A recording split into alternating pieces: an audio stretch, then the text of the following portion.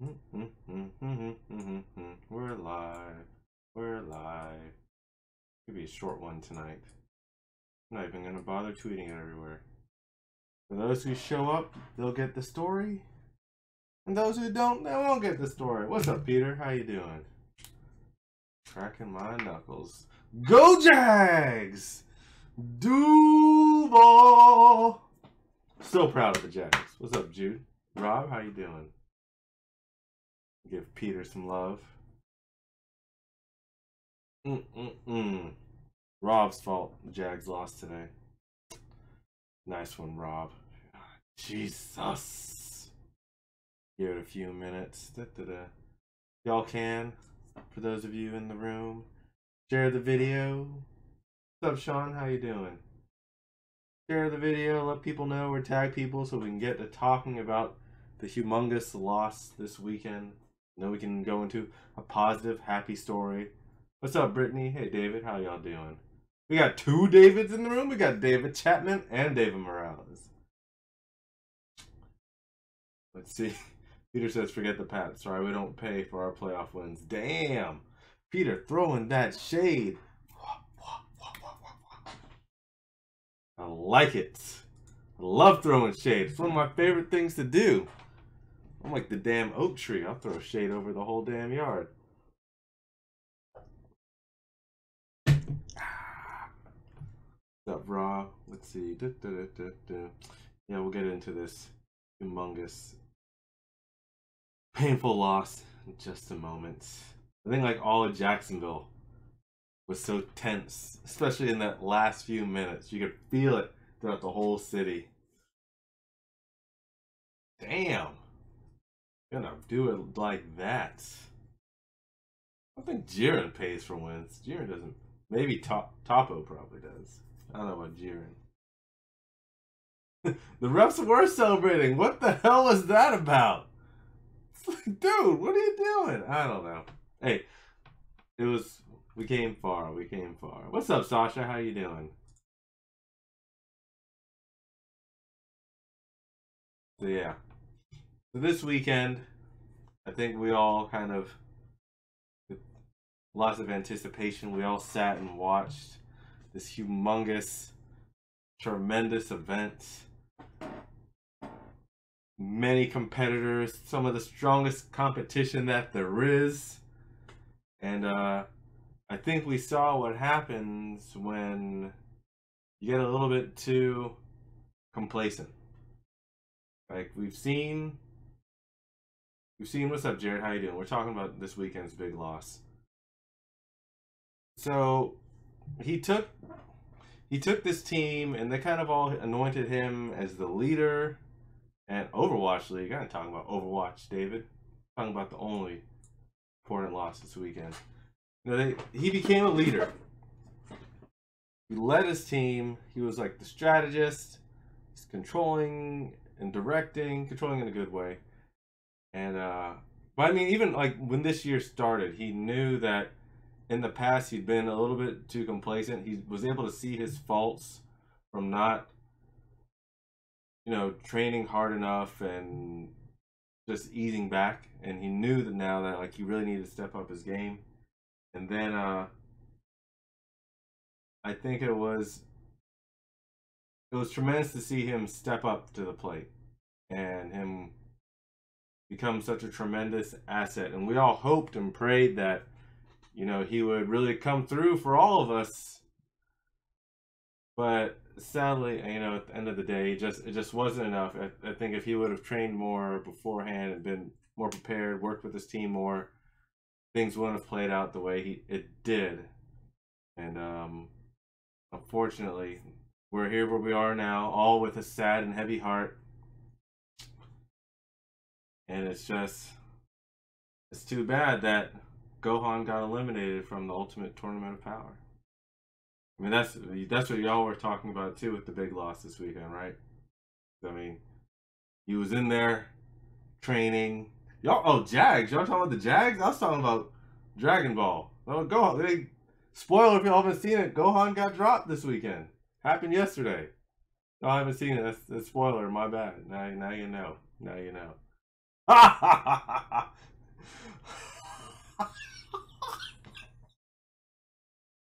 That's the kind of evil that I am, guys. You know that by now. No, on the Jaguar tip, yeah, they very proud of the Jags. I think we're all proud of what the Jags did this weekend. That was awesome. No shame in that. No shame at all. Yeah, they came pretty damn far. I think way farther than any of us expected them to get this year. So hopefully next year will be even better. Or at least they played really well. I think the whole city is obviously proud. We should be. They did good. Their paychecks are fat. They ain't gonna be that sad. So it'll be fine. It'll be fine. But yeah, yeah, totally trolling y'all. Sorry. So sorry. Let's talk about a happy story though.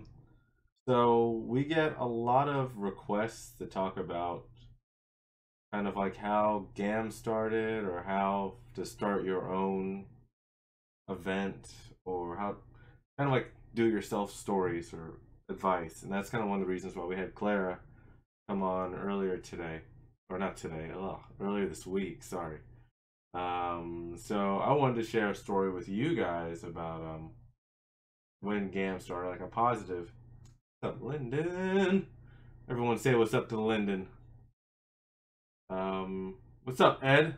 Ed refusing to post anime gifs when we request anime gifs. Can't listen to directions, Ed. Captain America could have followed it. Yeah, I just want to share with you guys a positive story, and I'll give you a little bit of a fail story, and go more into it later on because it's gonna be a short one tonight. Yeah, GAAM's over. David knows GAAM is over. So yeah, years ago when I started GAAM, and much like today, I had no idea what I was doing. I remember it was maybe, obviously, what's up, Henry? How you doing? Very tight on money, just like today. So things haven't changed that much. And so during my day job, I was at a logistics insurance company. So I would do some GAAM stuff here and there during the day, and then at night, I'd send emails, work on artwork. I think that's when we were doing like a Street Fighter series, like every night for like 3 or 4 months. It was just like Street Fighter, Street Fighter, Street Fighter, Street Fighter, Street Fighter art. But being this the first time us doing this, there were so many things we weren't aware of that we needed. Things like we didn't know about. We thought we had lighting covered. Actually, I'll talk about that too. So we talked to a company here in town whose name I will not state because I don't want to defame them or libel or whatnot. What's up, Brandon? How you doing? And so they gave us a quote on what it would cost to do lighting and all this other cool stuff. Like we were gonna make this undulating water thing for Super Mario World.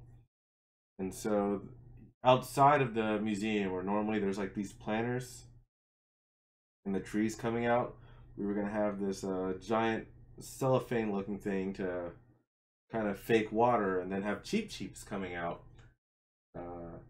To like Super Mario. So we had a quote for that, for lighting, arcade cabinets, all this cool stuff. And we told them up front, hey, we don't have a lot of money. We're just figuring this out right now.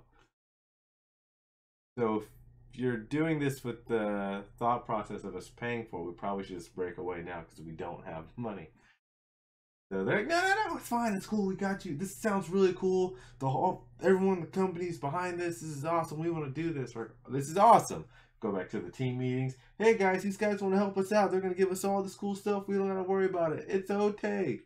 So then maybe the week of the event, a few days before the event, they're like, hey, you guys psyched? Are you ready? We're like, yeah, this is gonna be great. They go, here's your bill. We're like, what the fuck are you talking about? Like, yeah, we gave you a huge discount. So it was stated on the bill. We were gonna charge you guys maybe, I can't remember anymore, but like 4 or 5 grand maybe. They brought it down to where it'd be 2 or 3 grand. But bear in mind, this is like a few days before the show. We had no idea what we're doing. We can't pull 2 or 3 grand out of our ass. So we said, nope, bye. We can't afford this. We're not gonna do this. They're like, no, this is a great price. It's like, I don't care if it's a great price. We didn't budget for it. We told you we can't afford this.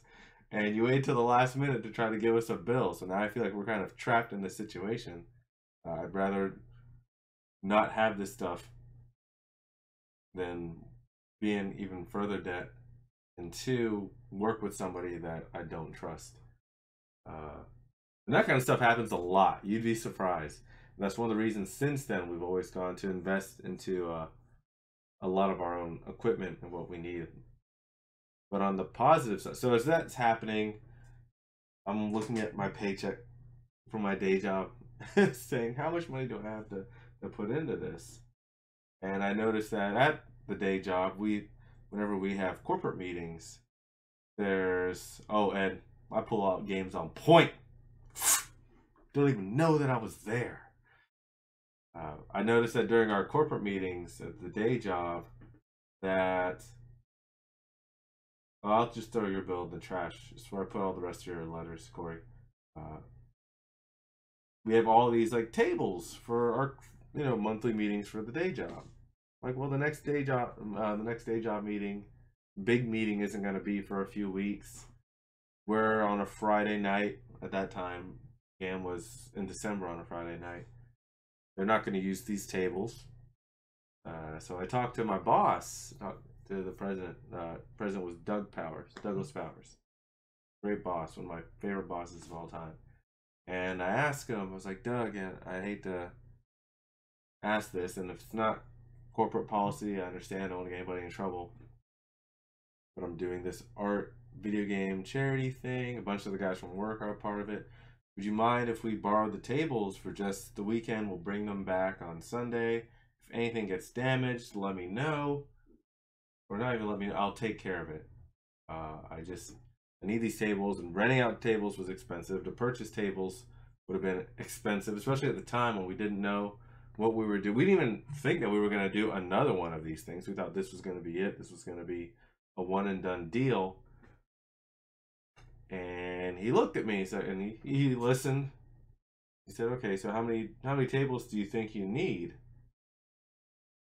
I said, "I don't know, maybe 8 of them. I'm not sure, 8 to 10, something like that." He's like, "Well, how much do they cost?" I don't know, because usually he was a pretty pragmatic guy. I was like, it sounded like he was trying to help me break it down. I was like, "How much would each table cost?" I was like, "Well, maybe like 30 to 40 bucks a table."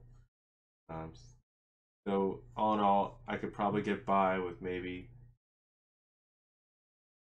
$240, $300 worth of tables this go around for the event.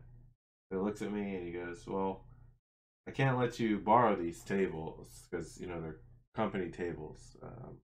That's just not part of the policy." He's like, "No, that's fine. I understand. Thank you, Doug. Sorry if I wasted your time." And then he opens his wallet and he takes out like $300 and he just gives it to me. And he was like, "Consider this like a sponsorship. Go buy the tables so then you always have them. And best of luck to you on the show." And I was just like, "What?" One of the nicest gestures someone's ever done for me to this day. Anytime I get the chance to meet up with him, I'm like, "Yeah, Doug, let me meet up with you." He was such a good guy, great boss, very empowering guy. You'd be surprised. There's a lot of people like that who do want to help you succeed. They just want to see good things happen. So I will forever be in debt to Douglas Powers. I think he's like traveling the world now, like Kane from Kung Fu, just going from city to city doing good things. I'm not joking, by the way. He's seriously. Whenever I talk to him, he's going from one city to the next. I was like, where have you been?" It's like, "Oh yeah, I was at this random island doing this thing, consulting thing, and then I left." Oh, it's so cool. But yeah, so there's a negative and a positive GAAM story. What's up, John? How you doing? David says, "Remind me that I have a very similar story to share with you someday." I will remind you of that. Yeah, so I was very moved by that. And that was one of those moments that inspired me to kind of keep going forward in the direction we were going with GAAM. A lot of GAAM is hinged on be original, do good. That's it. Very simple. So with a lot of our events, even working with like local companies or vendors, exhibitors, what have you, there's a lot of times where we give people a little bit of leeway because we don't want them to be at a loss. We see people doing good things. I think Jessica Cohn is probably like the best example of that. I think a lot of you guys have seen her lately talk about her art. It's been featured on the news lately where she's been giving back proceeds from her business to help others. Like she bought this guy like a drawing tablet, all this other cool stuff. Great story. So I believe that when you pay it, when someone that you should continue to pay it forward because it will continue the kind of butterfly effect out, and other people will help pay it forward as well. So hopefully it makes the world a little bit of a better place, and that's kind of what GAM is about at its core. I know we're a bunch of jackasses most of the time, but we do believe in doing good things. We read some of the comments. Lee says that's pretty cool. It was really cool of him. Like I seriously did not expect him to do that at all, Lee. Um, I honestly didn't even expect to work at that company. I was not interested at all at being at a trucking insurance company, but he was the guy that once I met him and heard what he was about, that's pretty much what sold me on it. John Gilbert says, I'm having my first meeting with the Milwaukee Extra Life Guild on Thursday. Congrats, John. That's awesome. Represent in Milwaukee. Let us know. Message us back and tell us how it goes. Talk to your Jacksonville home team.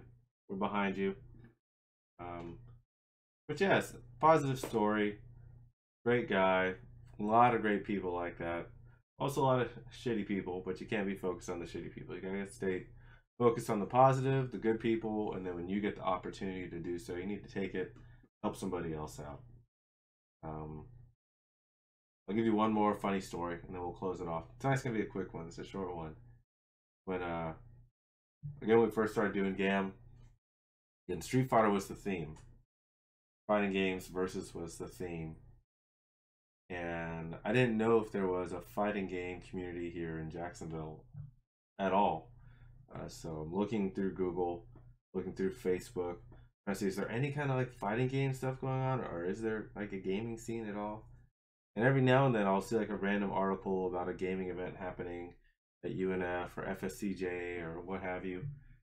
And I noticed there was one that seemed like it was still, most of them died. Like you'd see something happen and then it was gone. Like someone would do like a one shot and then it's gone. Oh, let's do a get together for rival schools. Then it's over and it never happens again. But there seemed like there was one community that was actually doing things on the semi regular. And I saw that they're having an event at a bar. I think it was a damn bar. And I was like, oh man, I should go check this out. Maybe there's actual scene still here. So I went. I got my Calvin and Hobbes Street Fighter shirt that had like Shoryuken with like Calvin and Hobbes doing like Sagat and Ryu on it, and I felt like such a freaking SVU spy. I was like, man, I'm old as fuck. I don't know any of these guys. They're all probably gonna be like, this guy's fake. He doesn't like video games. It's like fighting games. It's like they're probably gonna kick me out. I don't even know. But I went there. I went to Dan Bar. I think it was called Dan Bar. Or like Fuck You Bar or something like that. It was off Merrill Road in that area, I think. And I actually recognized some of the people there because they were actually, I think they were students at the school I was teaching at night. I was like, oh dang, they're like, oh, what's Mr. Thompson doing here? I was like, I don't know, I'm just trying to see what's going on. And I hung back for a while, watched everybody playing games, and then I was asking, like, who's the guy who's in charge? Who's in charge? Like, who put this together? And everyone points, puts me in the direction of Tiger. And so I was like, hey, my name's Ryan. This is really cool. And he's like, no, thank you. I appreciate it. And I tell him, I've got this idea. I want to do this video game art kind of party thing. I don't know if it's something you'd be interested in, like, working with me on. I don't have a bunch of games. I really don't know the scene here, but I know it. I know what's up, Summer. How you doing? But I know it can work. I was like, I've got a place, a venue picked out. I've got a bunch of people making art. Here's some of the stuff that I'm making. Would you be interested in helping me? And he goes, no, this sounds really cool. Like, tell me more about it. And it was funny because I remember him telling me, a lot of people come and talk to me, but a lot of people just blow a bunch of smoke up my ass, and they're not really serious about doing something. They just like talk a lot of talk. But it seems like you actually have your stuff together and really gonna do this. And he's like, yeah, I'm all about it. I'm all in. Let's talk some more, and I'll help you out. And since then, Tiger has chipped in with pretty much every GAAM show, contributing like arcade games. Or like, I remember at the very beginning, he was running tournaments and stuff. Did like this Tetris tournament, I think, at one point. He dressed up as Racer X for us when we did like the Mario Kart special exhibition. So yeah, man, Tiger's a good guy. Another story of someone reaching out, helping me. Didn't even have to, didn't know me. Rob says based off the launch parties at E3. It was based off the launch parties at E3. Partially based off that. Because I love the nightlife at E3. Like the after parties at E3 were always freaking sick as fuck. Like I live for those each year. Last year was the first year I couldn't go. But no, those were awesome, and like I was like, we could do something like this in Jacksonville. We can make it ours, like our own kind of after party. So hopefully, that's a little bit of GAAM origin stories. Sean says, like every fighting game. Oh wait, let me get my phone because I always miss a bunch of comments and stuff. Oh, it's recognized my face, and so it opened it up. What's up, Dallas? How you doing? Let's go. Let's open up the video so I can actually read the chat and see what's going on. Sean Hall says, like every fighting game community, it's pretty toxic. It wasn't even the fact, like it wasn't that the community was toxic. Sean Hall says, like whoops, there's me listening to myself. Yeah, back then it wasn't so much that fighting game communities were toxic. I think just the technological tools weren't really in place yet to enable communities like this to exist. I also think that part of it was a maturity thing. A lot of the old school gamers grew up in arcades or playing next to somebody on a couch. So, especially in a city like Jacksonville is so big and spread out that it's very difficult to have a community of, back then, it's very difficult to have a community of people that we weren't really playing online at that time. Definitely didn't have online communities like we did back then.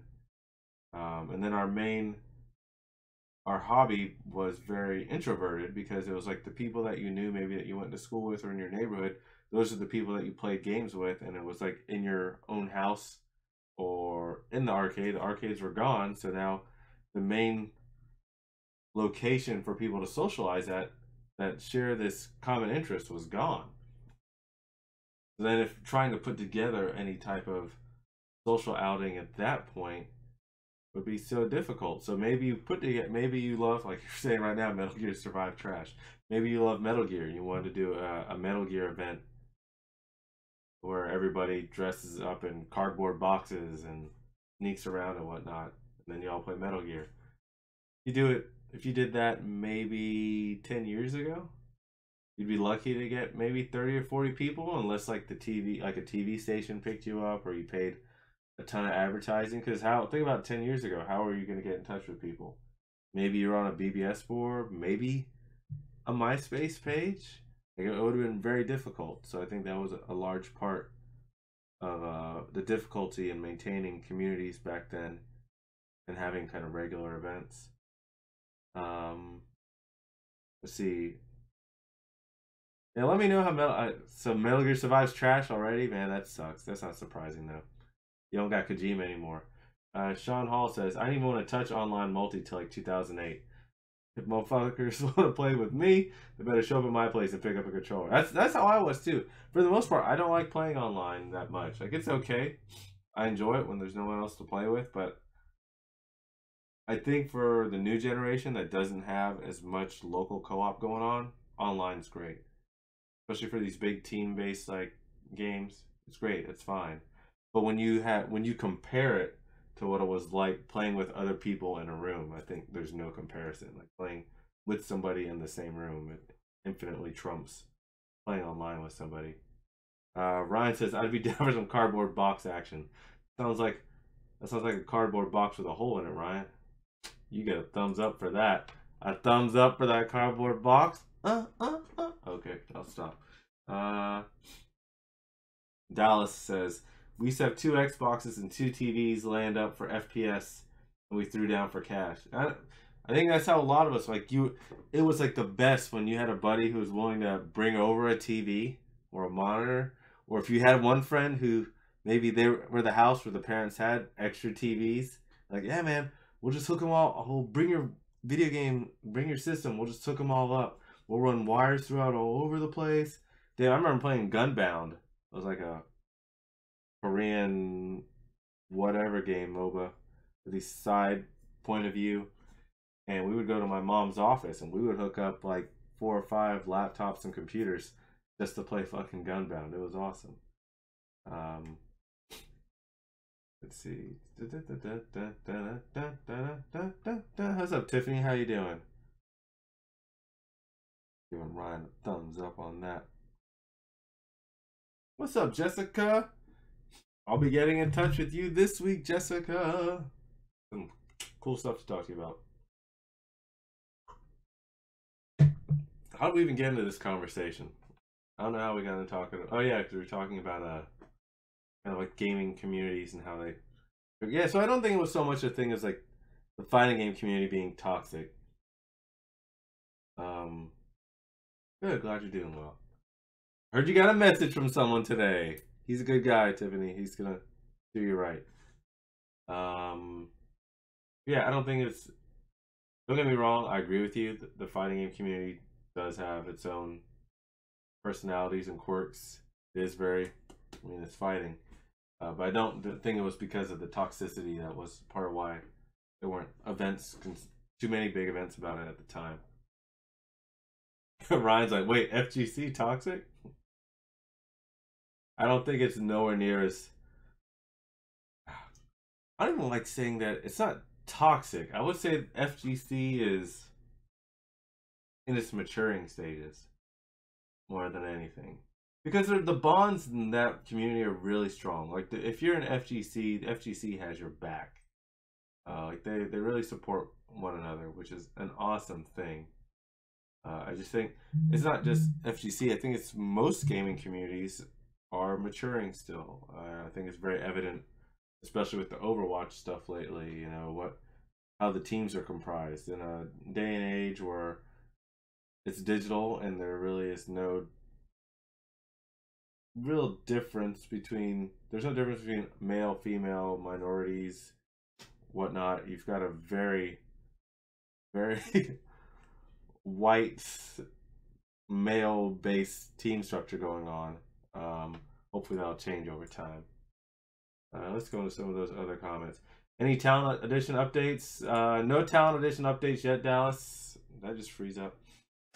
And I'll reiterate this for those who didn't hear before. I'm not quite sure if we're even going to do talent auditions this year. I'm trying to figure out if we're going to do them and how we're going to tackle talent this year. Just because I am not a fan of how it was handled last year. And I think there are issues to be worked out with talent with our events. You know, we need to be able to manage it better and get everybody.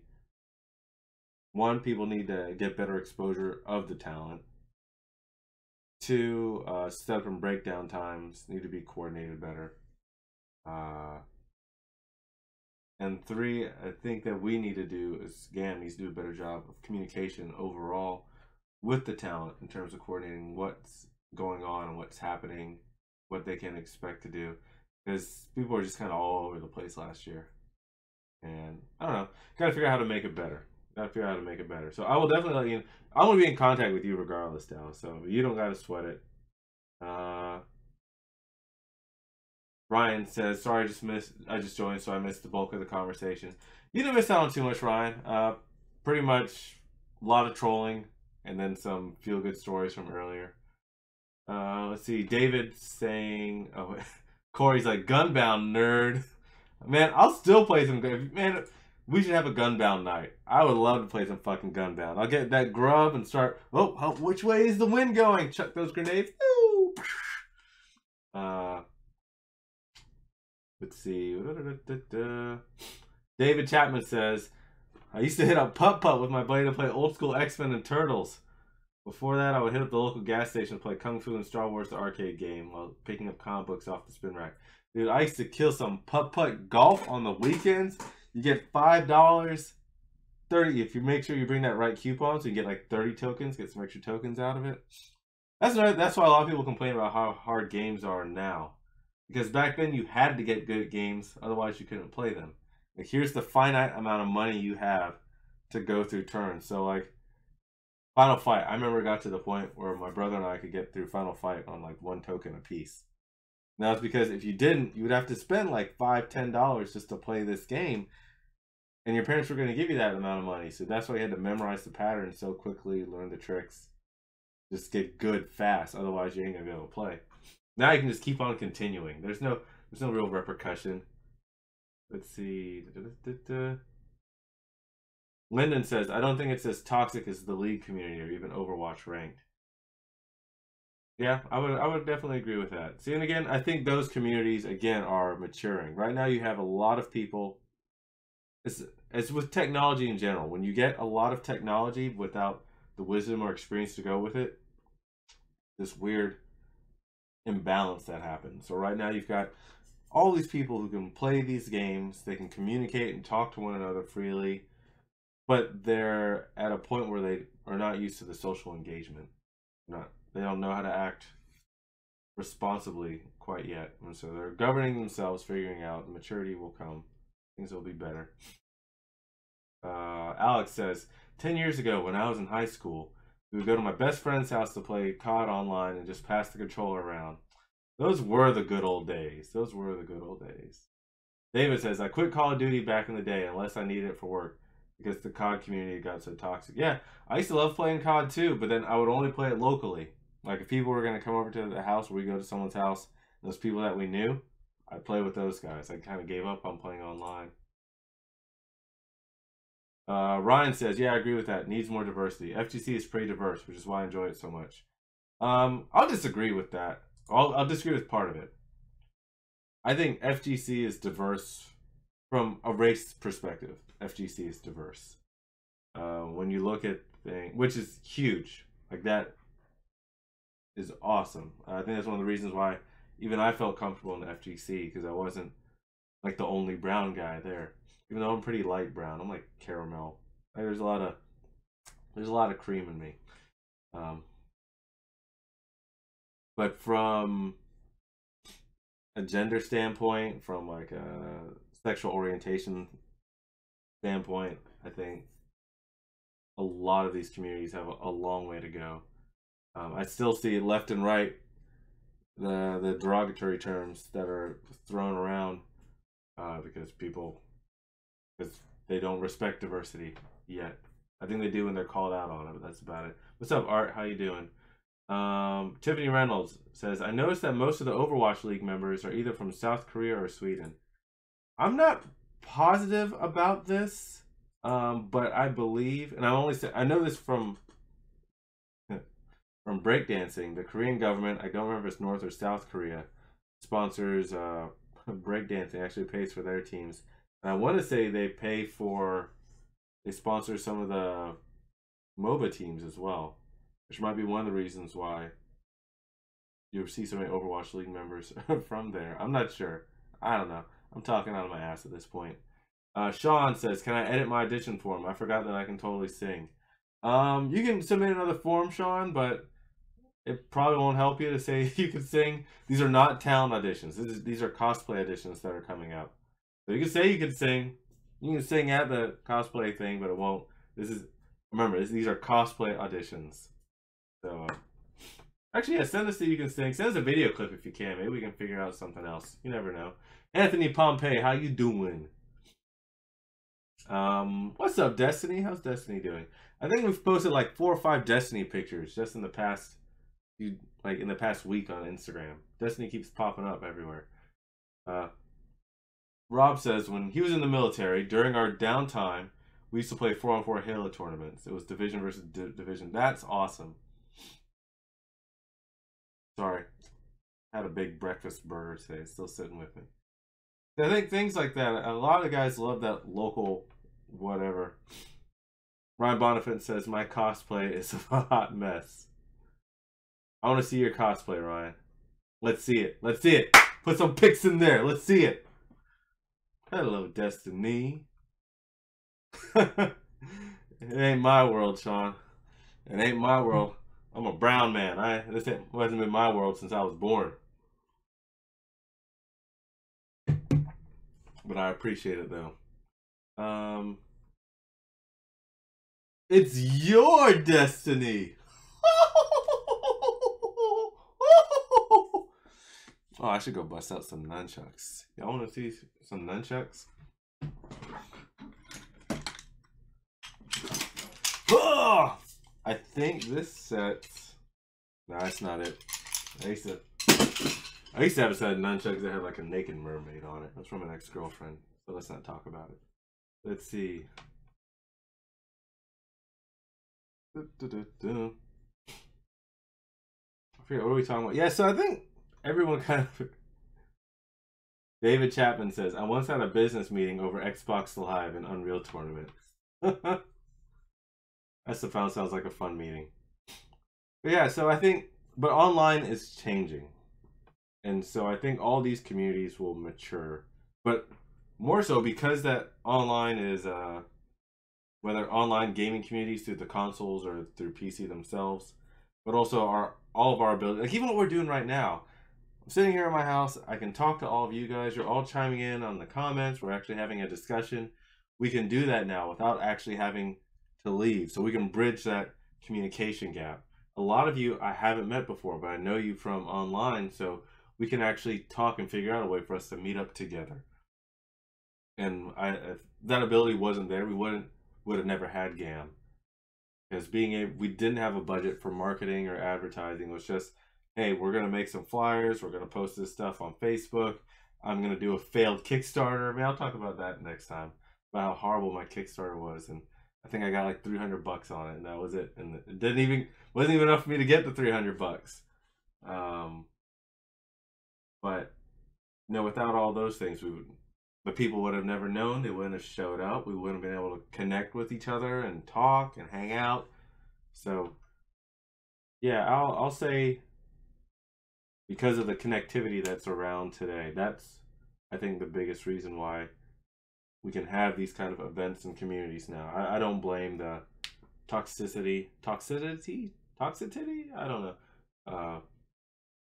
I don't blame the FGC toxicity for that being the reason why it wasn't what it could be back then. Because again, a lot of good people in FGC. I have a lot of good friends in the FGC, like anecdotally. Or even people, I remember when I used to play Street Fighter back at the Tilt, there were guys that you would meet up with, and like they truly were your friends. You see them there, you stand elbow to elbow and play. You got to know them. Remember that one little Asian girl with the Pikachu backpack? She could rock some Marvel vs. Capcom. But yeah, they were good peoples. They were good peoples. Destiny says, wow, technology. Rob says, I think the appeal of the wired connection is the proximity of your opponents and hearing them when you kill them. I think so. I think you got a good point there. That was another thing that put people in check. You couldn't talk as much trash because the guy's standing right next to you. Unless you're ready to throw hands, probably shouldn't run your mouth. I think that kind of limited a lot of what could be said. Like, people talk trash, just like in any sporting thing. Like in football or baseball or basketball. Like when you're playing with guys in the, like on a street court, you talk trash, but it's still with respect. Talk too much trash, you get checked. Sean Hall says, I rock that fist the North Star. But you're already dead. But yeah, I'm going to go ahead and close it down. Later on this week, we'll come back on. I got to watch Raw tomorrow night. Shit, 25th year anniversary or something. We're gonna talk this week about there's the oh my god, Dragon Ball release party at GLHF. I want to make sure that as many people attend and support that as possible. Probably talk some more about the cosplay editions later on this week and how else like prepare you guys for it. And also give me some feedback, whether in here or within GAAM Jacks, about how you guys felt about having Clara on earlier last week. I'd like to make that more of a regular thing, not just with her, but bringing you guys on. Let you guys share kind of your expertise and do these digital workshops, share some knowledge and whatnot. There you go. Ryan just dropped the link for Dragon Ball Fighters Night. Let's see, I'll check that out. And do me like RSVP to stuff. If you don't RSVP, Facebook is killing. We've talked a lot about connectivity and technology. Ironically, right now, Facebook is really hurting a lot of these communities by restricting how much you see what businesses do. And I admit a lot of it's spam, but you have things like this event that's going on with Dragon Ball Fighters that Ryan and GLHF is doing. I think Brittany and Kia are involved as well, and a ton of other people. They really need you to RSVP. They need you to share, because if you just leave it up to the technology alone, if you don't have the people working with it, other people aren't going to find out about it. So you have to support it. You have to talk about it. You have to share about it. Otherwise, it can't live. Because let's say 5 people show up to it.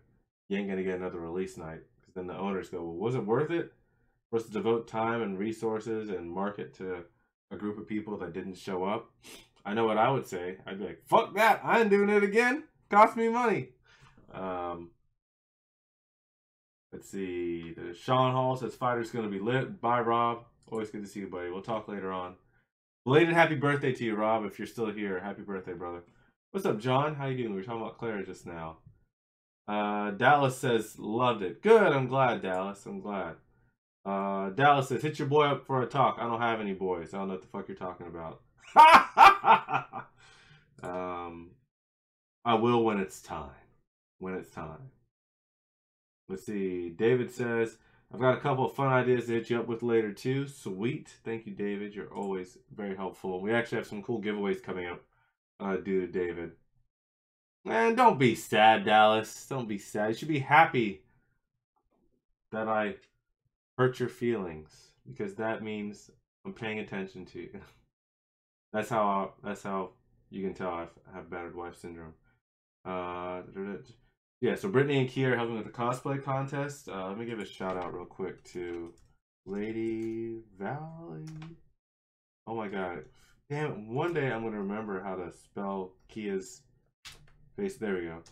And at Fluffy Butt Arts are helping with the cosplay contest for the Dragon Ball Fighters release day party. You can hear me type. How exciting is that? Can't wait to be completely over this cold so I don't sound congested all the time. Posting that. And yes, Brian is streaming the event with Villain Productions or Villain 904. I always get excited. I'm kind of confused. Destiny says, I'll send some invites to my friends. That's awesome. Thank you, Destiny. Oh wait, no, Sean Hall. There. Oh, she's sending the event to Sean Hall. Thank you, Ryan. You good, buddy. You good, Rob. And again, I'll do a quick soapbox and let's close this down because we gotta go to work tomorrow. I take it very serious. I try to do, as I'm getting older, I can appreciate the effort and the love and the rationale as to why we need to support these local events. And not just local events like with gaming stuff, although I definitely support that, but things that are going on in your community. If you really believe in, let's say, book fairs or books and literacy, you should support book fairs. You should support the library. if you're into sports and athletics, and there's after-school programs that deal with, kids going to play football or basketball or whatever. Support those things and be vocal. Don't be ashamed to be supportive of those things. Like, yeah, you don't want to be spammy and you don't want to be preachy and like shove it down people's throats all the time. But with your time and your efforts, don't feel bad about supporting these things and know that you do have an impact. You do make a difference when you support these things. Great example I'll give you really quick. Obi Umanu, I think is how you pronounce his last name. Went to school with him back in the day, like in high school. Great guy. I think he's the king of some, fifth in line to be the king of some African nation or whatever. He is involved with Boys and Girls Clubs, I believe, in Jacksonville. And he's the one responsible right now for doing the Black Panther thing in Jax, where they've raised, I think, a couple grand to help pay for, damn it, I wish I had the link for this right now. This sucks. I'll have to post the link to it later on. What's up, Jeff? How you doing? So Obi has taken it upon himself. He's working with the Boys and Girls Club, and he's raised a couple grand to pay for them to go to see Black Panther, inspire them, hopefully shine a little bit of light into their lives. And he's working with a lot of other local communities. We're trying to reach out and help connect him to some of the comic book shops and even some of the cosplayers to make this a really fun event for the kids, give them a little hope in their lives. And the sad thing is that there's people who will see it and they're like, well, why are you wasting money on taking kids to movies? It's much more than taking a kid to a movie, especially for these kids that are minorities. They don't have a lot of positive role models, and now you're putting one on the big screen and you're seeing some on the local level step up to improve their lives. Those moments could be the ones that make a difference when these kids are put into the positions of, should I do right and wrong? Should I help somebody or should I not? Is this going to inspire me to go forward when I get hit by the tough times? Do I pick myself up and go forward, or do I crumble and fall and be another statistic? And he's doing something directly to make a difference in doing that. He doesn't have to, but he's now going to change his neighborhood, his city, and make it better. It's going to be better for him. It'll be better for his kids. It's going to be better for his kids' kids, because he's taken the time and making the effort to make a difference. Something as simple as getting these kids to a movie. And you can do that with whatever it is. So don't take it lightly. When you see things that you want to support, do it. You're making a difference. Even as trivial as, thank you, Tiffany's got the link. Tiffany, you're fucking awesome. Thank you so much, Tiffany. Yeah, it is wonderful, Destiny. I agree. But yeah, support these things or do something good yourself. There are other people that want to support you and make these things happen. And I'm gonna go the fuck to sleep. Do good. Love you guys. I'll see y'all later. All right.